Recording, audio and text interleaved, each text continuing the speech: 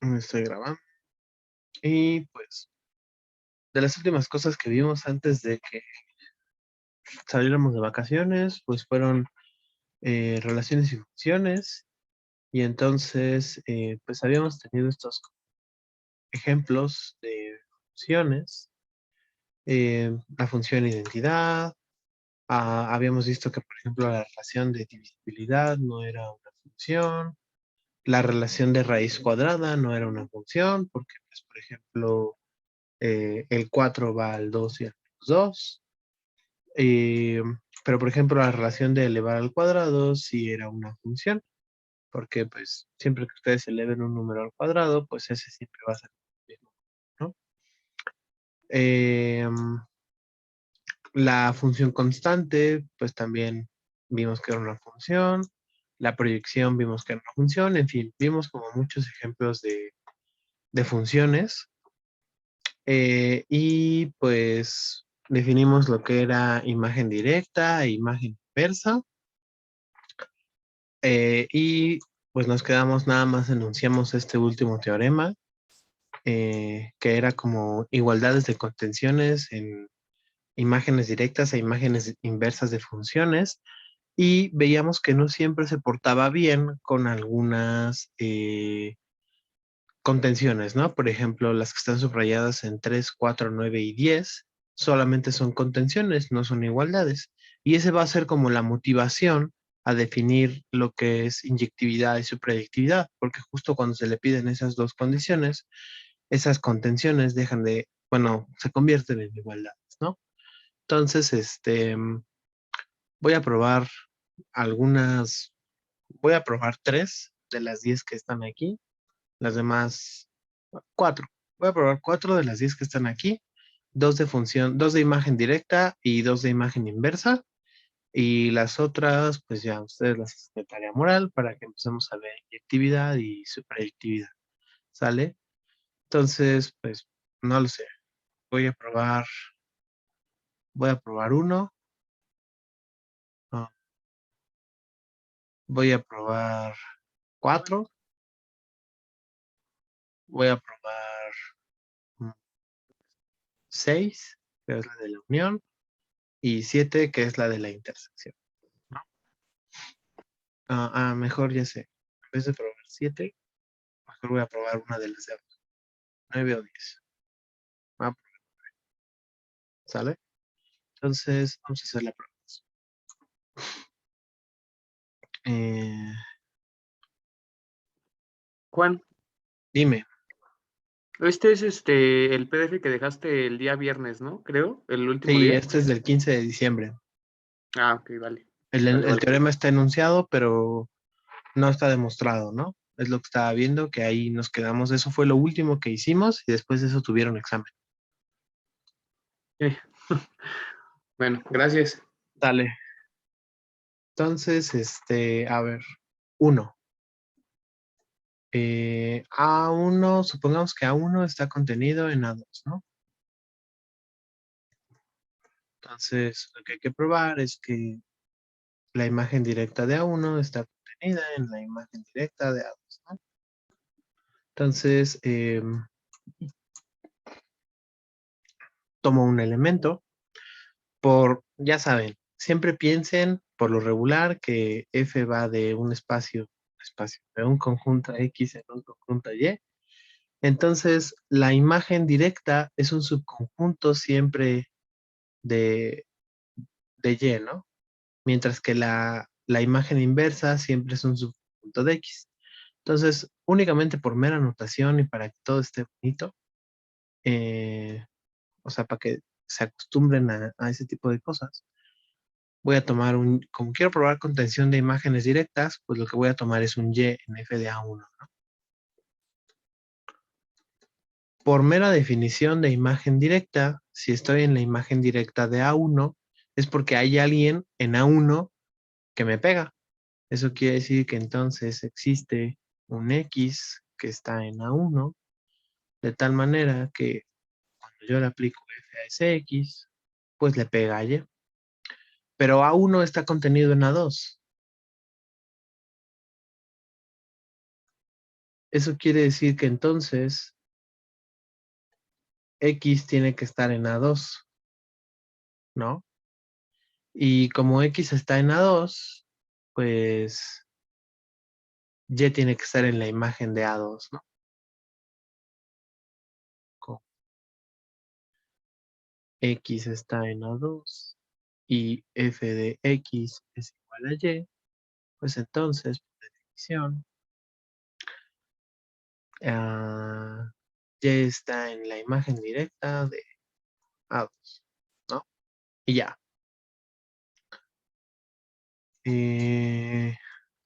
4.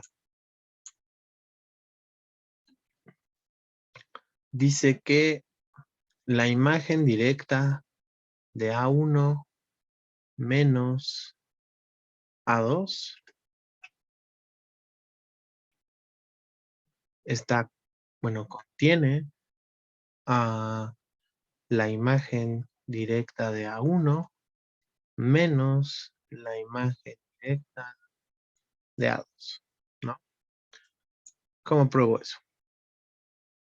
Pues tengo que probar la contención, entonces igual tomo Y, que esté en f de A1 menos f de A2. Eso quiere decir que entonces Y está en f de A1, pero Y no está en f de A2. Eso quiere decir que entonces,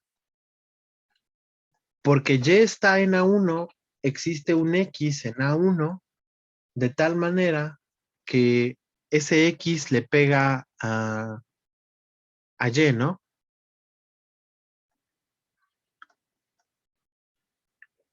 Pero como Y no está en f de A2, entonces ningún elemento de A2 le puede pegar a Y, ¿no? Entonces, como Y no está en A2, perdón, en f de A2, entonces ningún elemento de A2,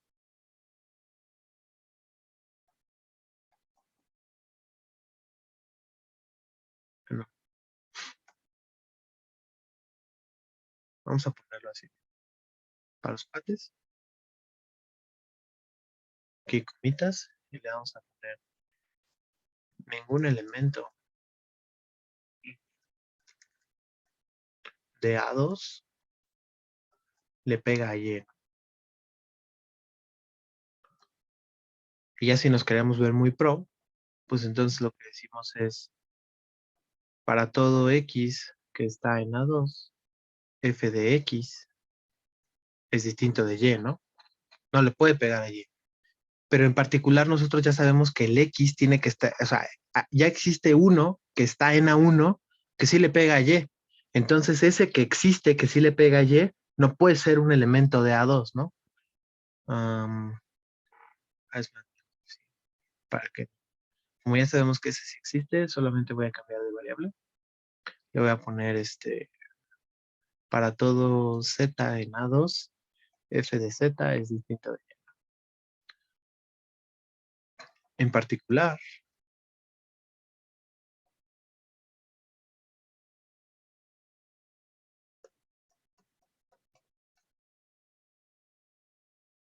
el X que está en A1 y que cumple que f de X es igual a Y, no es un elemento de A2.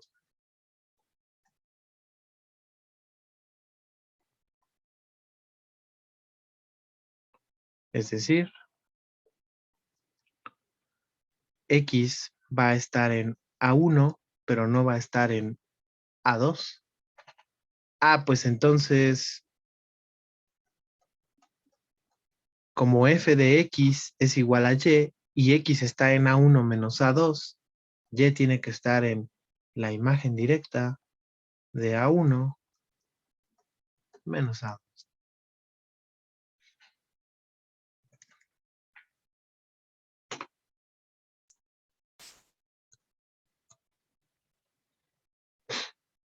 ¿Sí queda?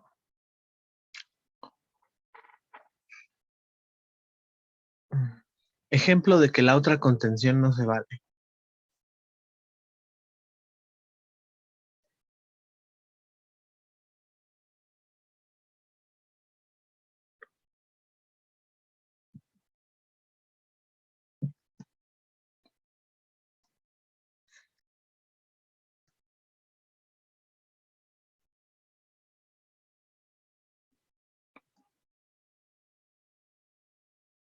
Um,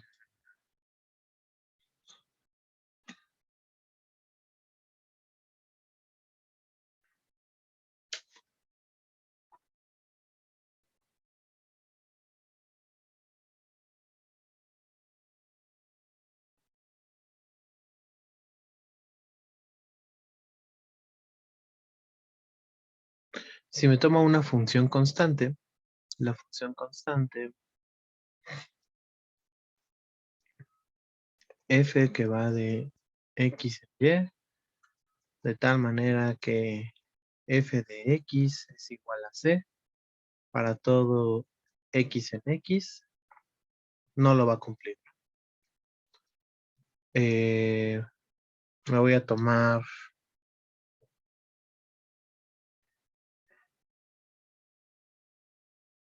bueno, no sé, de los reales en los reales y que vaya, no sé, al 2.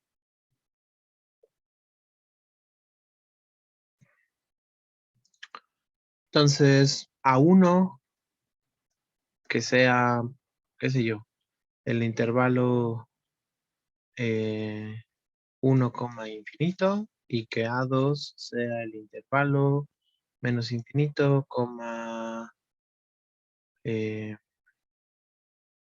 0. ¿No?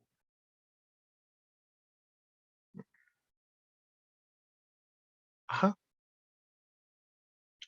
Entonces, ¿quién es f de A1 menos A2? Pues f de A1 menos A2 es igual a f del intervalo 1 e infinito menos el intervalo menos infinito a 1. Pero pues como estos intervalos son ajenos, pues nada más se queda el primero, ¿no? Entonces esto es f de 1, infinito y pues como la función es constante, esto es igual a 2. Pero ¿quién es f de A1 menos f de A2? Pues f de A1 es la imagen del intervalo, pero como es c, pues entonces, perdón, 2, pues esto sería 2 menos 2, que sería vacío, ¿no? Y claramente el 2 no está contenido en el vacío. Entonces lo que está pasando es lo siguiente. Si hacemos un dibujito, aquí están los reales, y pues acá están los reales, acá está el 2, y entonces aquí está el 1, y ya, ¿no?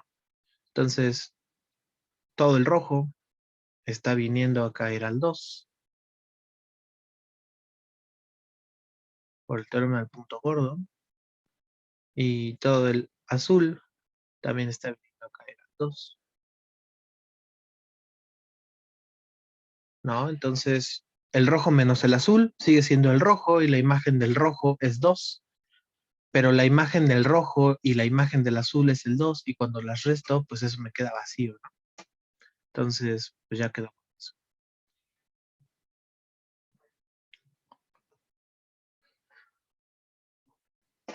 Esa función claramente no es inyectiva, ¿no? Bueno, no hemos dado la definición formal, pero si ustedes ya las conocen, las funciones inyectivas, pues son aquellas que tienen los elementos de acá del dominio tienen que ir a uno y solo uno del codominio, ¿no? Pero pues aquí justo lo estoy aplastando todo al 2. Entonces, de hecho, esa igualdad se va a cumplir cuando a la función le pidamos la condición de inyectividad, ¿no? Voy a probar dijimos, ya probé 1, ya probé 4, voy a probar 6. La imagen inversa de las uniones es la unión de las imágenes inversas. Entonces, 6.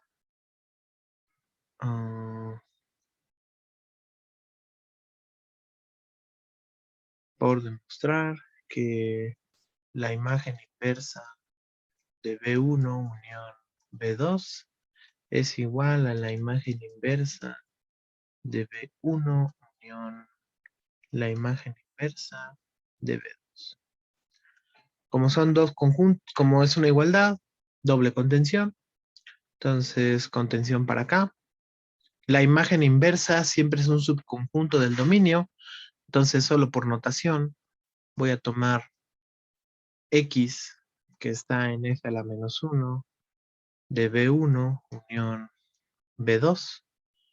Como estoy en la imagen inversa, eso quiere decir que cuando yo le aplico F a X, pues voy a caer a B1 unión B2, ¿no? Entonces, F de X va a estar en B1 unión B2, ¿no? Y entonces, pues como estoy en la unión, tengo dos casos.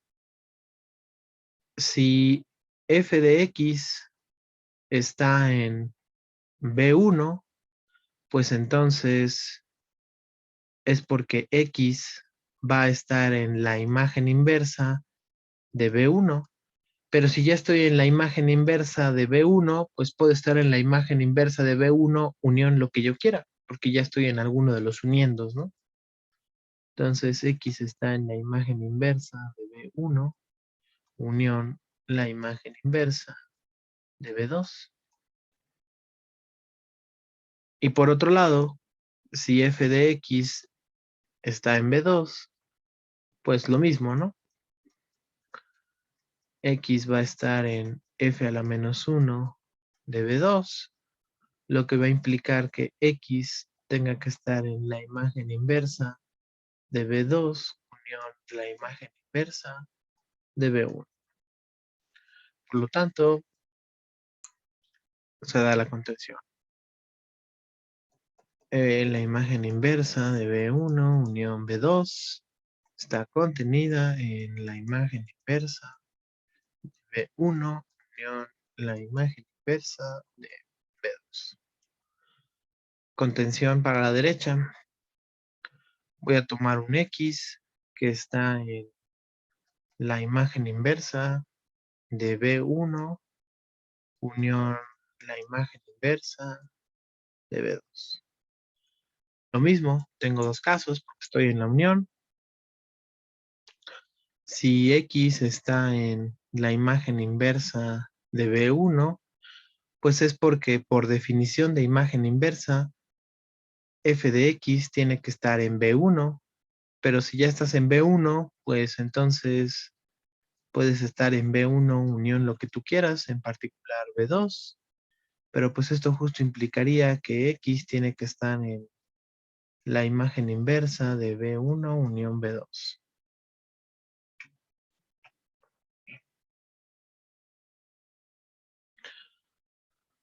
Y la otra es igual. Si X está en F de la menos 1 de B2, pues entonces F de X va a estar en B2, entonces va a estar en B2 unión lo que yo quiera, en este caso B1, y entonces pues X tiene que estar en la imagen inversa de B1 unión B2, por lo tanto la contención se cumple. La imagen inversa de B1 unión la imagen inversa de B2 está contenida en la imagen inversa de B1 unión B2 y por lo tanto son F a la menos 1 de B1 unión F a la menos 1 de B2 es igual a F a la menos 1 de B1 unión B2.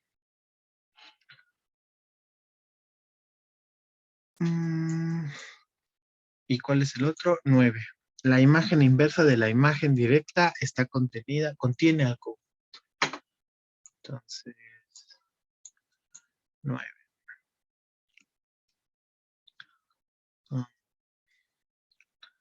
Ahí. Por demostrar que, ¿qué era? A está contenido en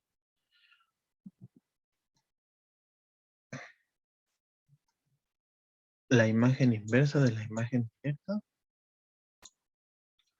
Ajá, imagen inversa de la imagen directa. Así.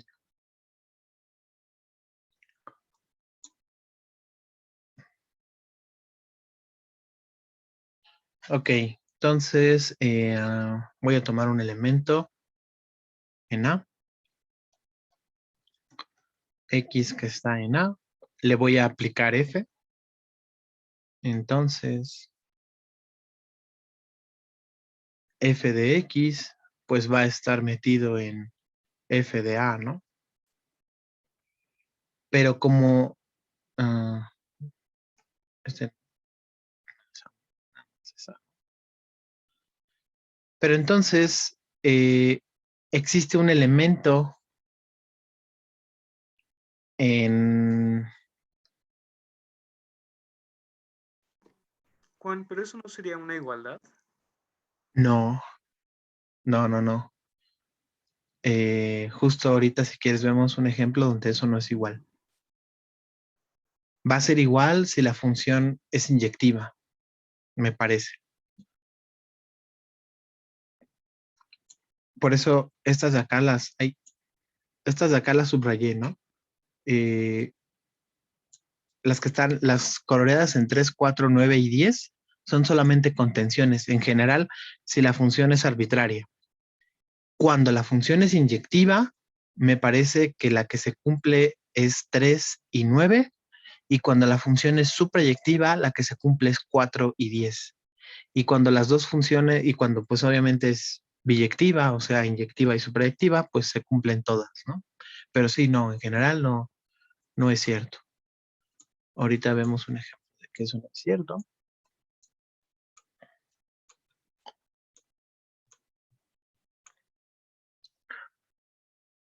Me tomé un X en A, entonces la imagen directa de X va a estar en la imagen de A, pero por definición de imagen inversa,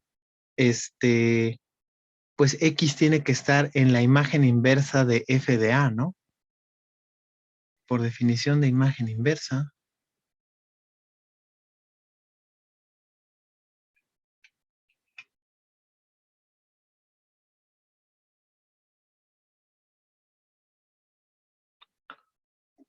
X tiene que estar en la imagen inversa de F de A.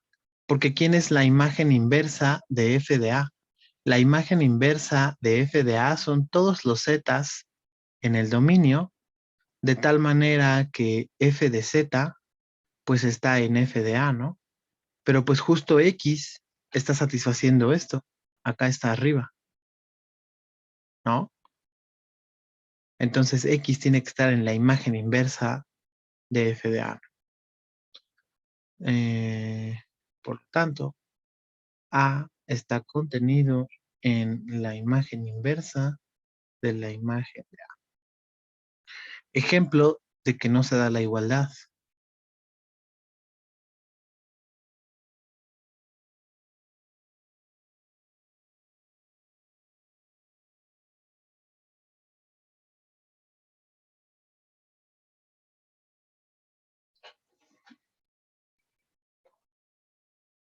A ver, ahí va. Otra vez la constante. F que va de R en R, de tal manera que F de X es igual a 2 para todo X en R. Entonces, A va a ser, pues no sé, el cero infinito, ¿no? ¿Quién es la imagen de A? Entonces, la imagen de A, pues tiene que ser todo el punto 2. Pero cuando yo tomo imagen inversa de la imagen de A, sería tomar la imagen inversa del 2. Pero ¿quién es la imagen inversa del 2? Pues es todo R, ¿no? Porque todos están yendo a R. Lo que estoy haciendo en el dibujito sería lo siguiente. Aquí están los reales. Aquí están los reales. Aquí está el 2. Y aquí está, digamos, el 0, ¿no? Entonces, todo el rojo sería A. Primero lo mando bajo F. Entonces, cuando yo lo mando bajo F, voy a caer al 2. Pero después, cuando me regreso, cuando yo tomo la imagen inversa del 2, pues yo sé que todos estos de acá también están cayendo en el 2, ¿no? Todos estos de acá también están cayendo al 2. Entonces, de hecho, la imagen inversa del 2, pues sería todos los reales, ¿no? Ah, dejen ver, pinto. Ajá. Todo este, pues está cayendo al 2. Ahora, así.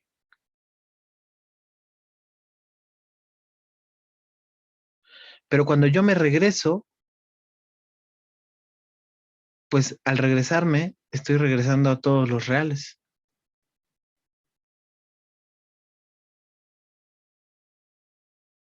Entonces, claramente, el 0, infinito es un subconjunto de todos los reales, pero no son iguales, ¿no?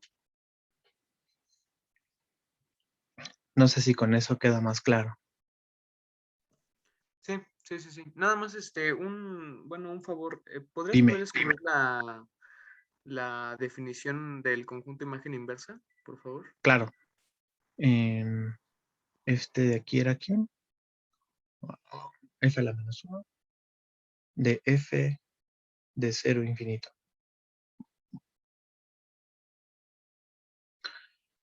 Definición de imagen inversa.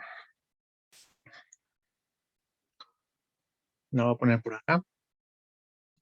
La imagen inversa de un conjunto va a ser el conjunto de todos los X en X, de tal manera que F de X cae en B, ¿no?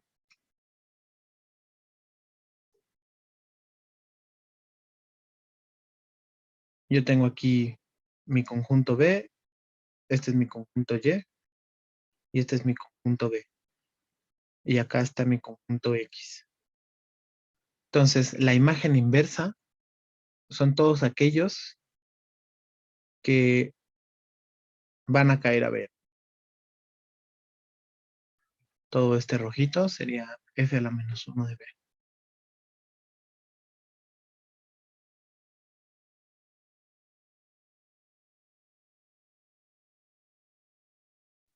Ok, sí, claro.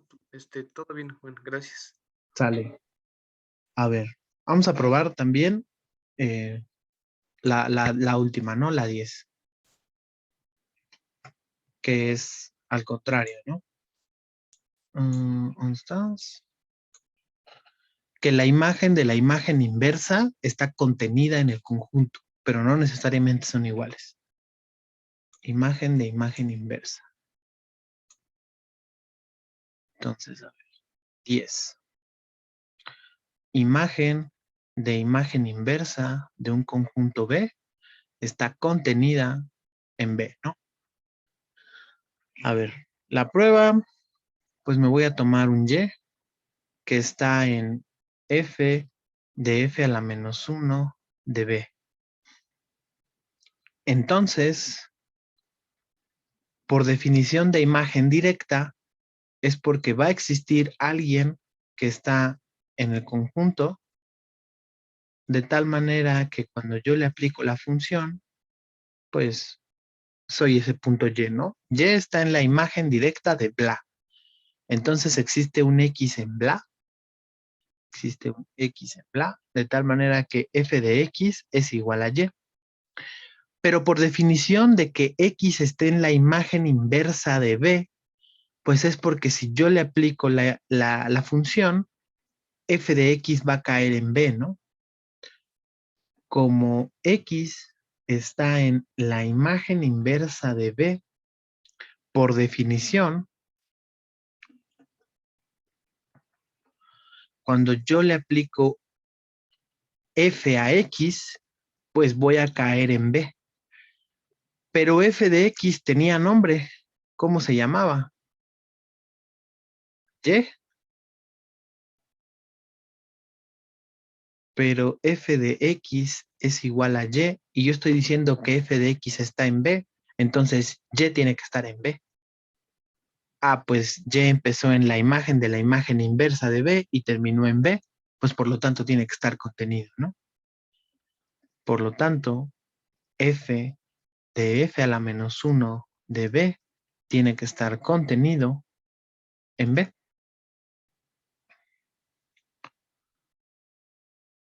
Ejemplo de que no necesariamente pasa lo otro.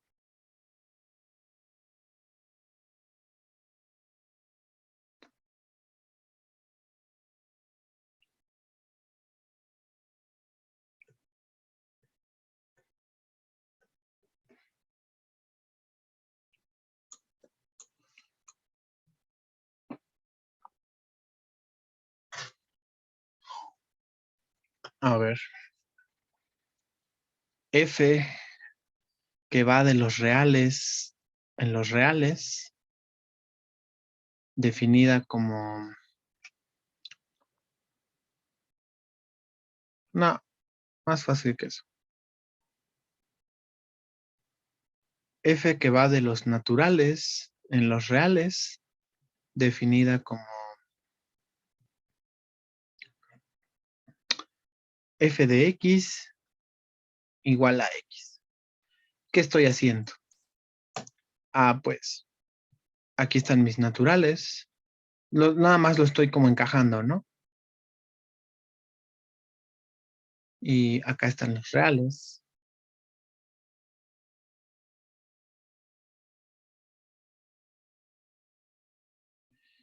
Y entonces, pues el 3 está yendo al 3, el 2 está yendo al 2, el 1 está yendo al 1, el 0 está yendo al 0. Pregunta. Bueno, a ver. P que sea el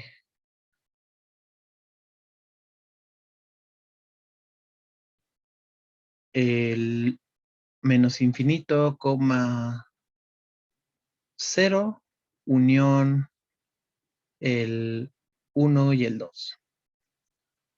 Entonces, ¿quién es la imagen inversa de B? La imagen inversa de B, pues todos estos de acá abajo, quién sabe a dónde estén yendo, ¿no?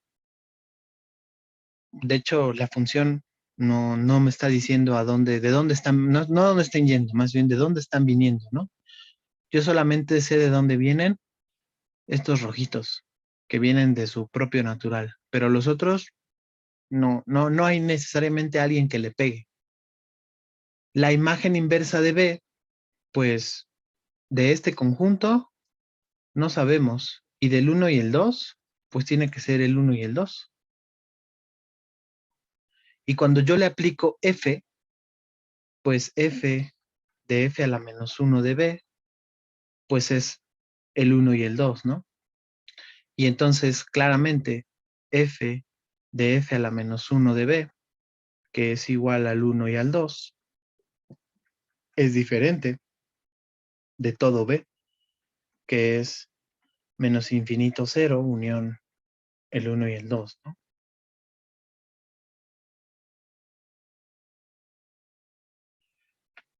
La de arriba no se valió porque la función no es inyectiva. Más de un elemento del dominio están yendo a otro elemento. La de abajo no se vale porque la función no es suprayectiva, porque fíjense que esta función seguro es inyectiva, un elemento va a estar yendo a uno y solo un elemento, ¿no? Pero hay elementos que yo no sé ni siquiera de dónde vienen. Y fíjense, si ustedes quisieran agarrar y hacer la prueba de eso, ¿en dónde están tomando a Y? Pues en la imagen de la imagen inversa, ¿no? Entonces, eh, ya están así, ya están suponiendo que el punto Y que están tomando es la imagen de alguien, pero en general el Y que estén tomando ni siquiera puede ser imagen de nadie, ¿no? Como es el caso de estos que están acá eh, en rojo, en rojo gusanito, ¿no? Entonces, eso motiva a que debemos pedirles esas condiciones extras a las funciones, que son las condiciones de suprayectividad e inyectividad. Hasta aquí, ¿vamos bien?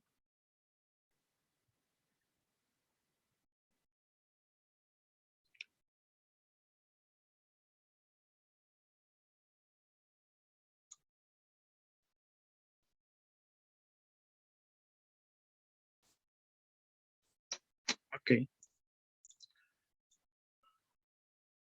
Entonces, vamos allá. Definición.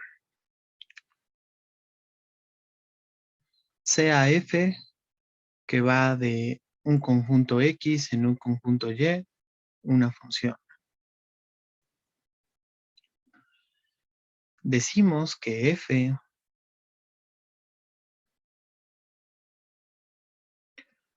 es inyectiva si para cualesquiera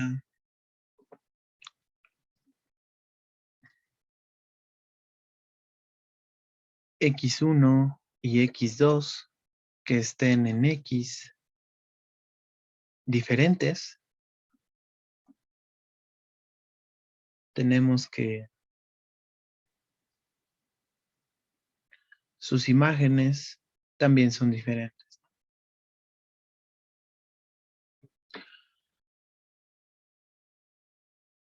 Y decimos que es suprayectiva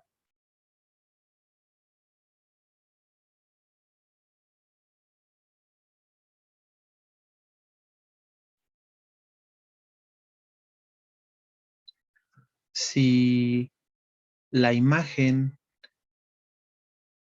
de X es todo lleno.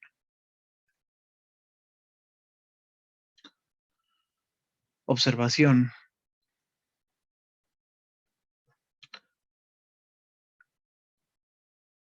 La definición de inyectividad es equivalente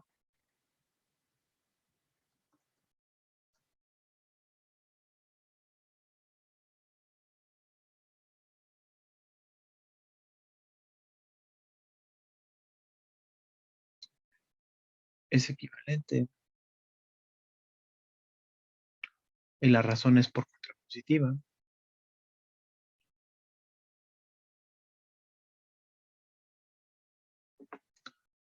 A la siguiente.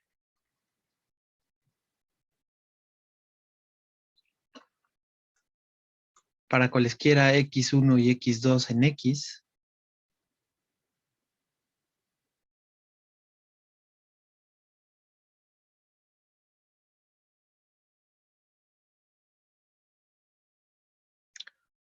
si f de X1 es igual a f de X2, es porque entonces eran el mismo punto.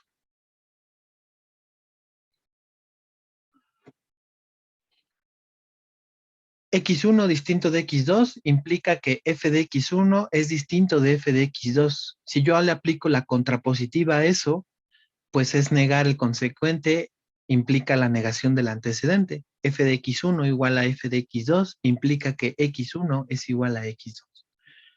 Muchas veces, eh, bueno, es más útil esta, ¿no? Esta que es la que acabo de poner en verde. Sin embargo, ya dependiendo del problema al que ustedes quieran resolver, a veces sirve mejor la original, que es la que está en azul, o la verde. ¿Sale? Y pues a ver, ejemplos de esas cosas y ejemplos de que no hay de esas cosas, ¿no? Ejemplos.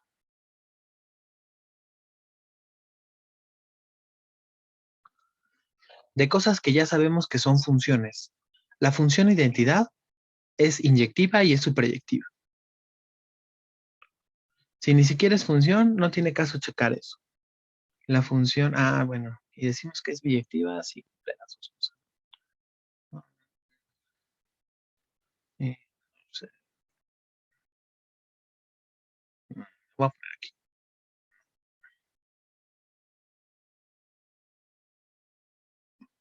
No, ni modo. F que va de X en Y, una función. Decimos que F es biyectiva.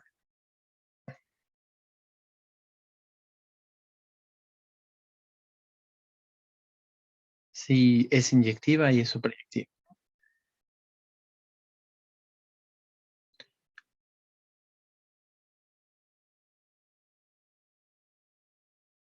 Ahora sí, ejemplos.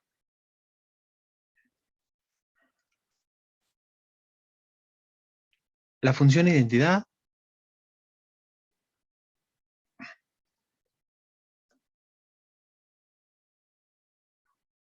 es inyectiva, es superyectiva, es biyectiva, ¿no? La función constante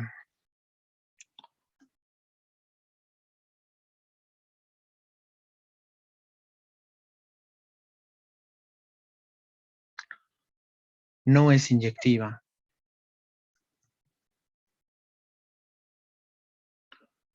¿Por qué? Pues porque si yo tomo dos elementos distintos, pues si x1 y x2 están en X con x1 distinto de x2, tenemos que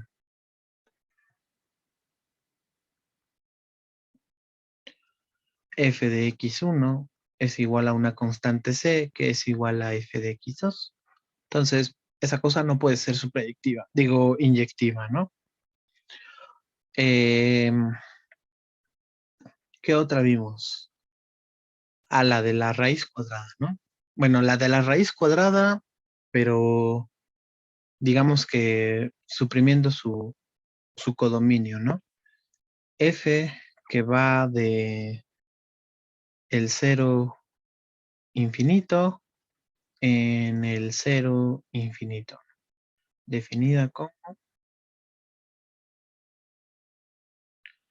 pues, f de x es igual a la raíz de x, ¿no? Esa de ahí sí es inyectiva. F sí es inyectiva. Si tomo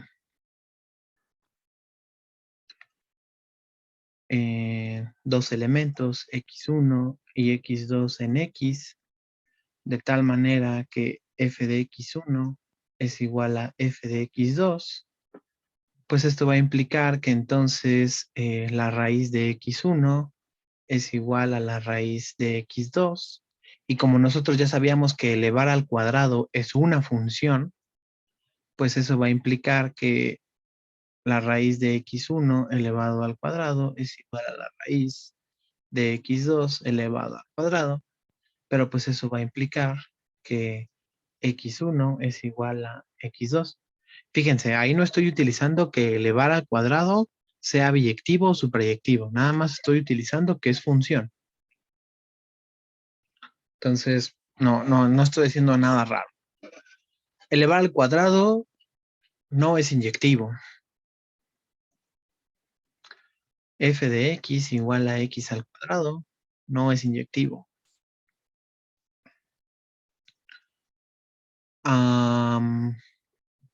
Porque 2 es distinto de menos 2 y f de 2 es igual a 4, que es igual a f de menos 2, ¿no? cosas que no sean subproyectivas. Por ejemplo, la que definimos ahí arriba, ¿no? Perdón, 5. Juan, Dime. una función con un dominio vacío. Función con dominio vacío tiene codominio vacío y es la función vacía. Es biyectiva por vacuidad. F del vacío en el vacío es biyectiva por vacuidad. Para probar que es inyectiva, tomas dos elementos distintos y ves que hay imágenes diferentes. Si tú me dices, no, no es cierto, no es inyectiva, me tendrías que exhibir los dos elementos que no cumplen la condición. Como no puedes hacerlo, tiene que ser inyectiva. ¿Es suprayectiva? No, no es cierto, no es suprayectiva. Ok, entonces muéstrame el conjunto de tal manera que cuando yo le tomo la imagen, no es todo el codominio. No puedo. Entonces tiene que ser suprayectiva. ¿Sale? De hecho, o sea, es el conjunto vacío, esa función. Acuérdense que las funciones son subconjuntos de productos cartesianos y de hecho esta cosa va a ser el conjunto vacío que es igual al vacío cruz el vacío, ¿no? Que está contenido en cualquier. ¿Sí queda? Sí. Sale. A ver, la 6. Esa que está, que definía ahí arriba, ¿no? F que va de los naturales en los reales, definida como f de x igual a x. No es su proyectiva. Bueno, las de ahí arriba, me fijé. Pero pues, por ejemplo, la 2 no es su proyectiva, ¿no? O no en general. Si Y tuviera solamente al elemento C, no es super en general. Si Y tiene a C y a otro elemento.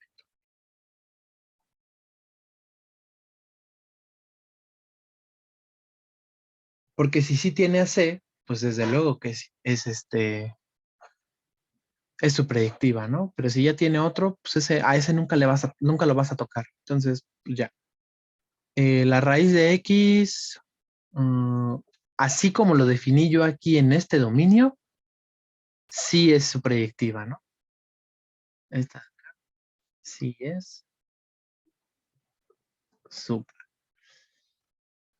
Elevar al cuadrado no es su predictiva, ¿no? Esta no es su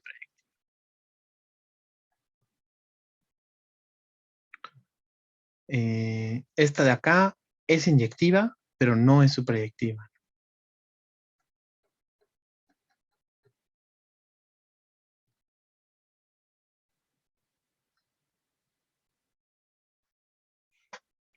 Probar la suprayectividad de una función casi siempre es algo complicado de hacer. Vamos a ver equivalencias que nos van a ayudar a probar su predictividad, pero, o sea, les puedo decir que hay tesis doctorales que implican nada más agarrar y probar la supredictividad de una función. Eso es de todo lo que se trata de esa tesis, ¿no? O sea, bueno, no es así, no. Sí hay, probar su predictividad de una función en general puede ser algo demasiado complicado.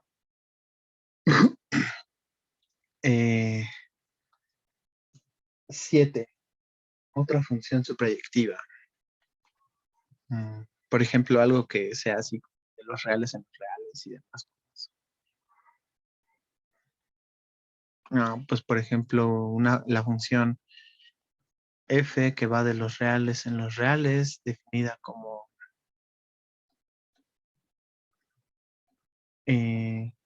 f de x igual a x al cubo, ¿no? Esa función es suprayectiva.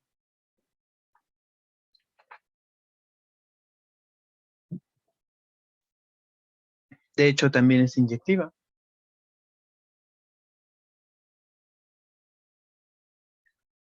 Por lo tanto, biyectiva. Si no se acuerdan cómo va esa función, pues la gráfica se ve más o menos así.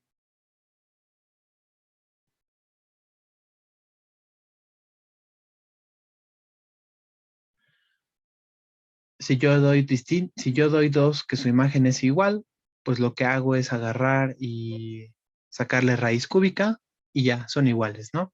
Y la raíz cúbica, si tiene más de tres elementos, mejor.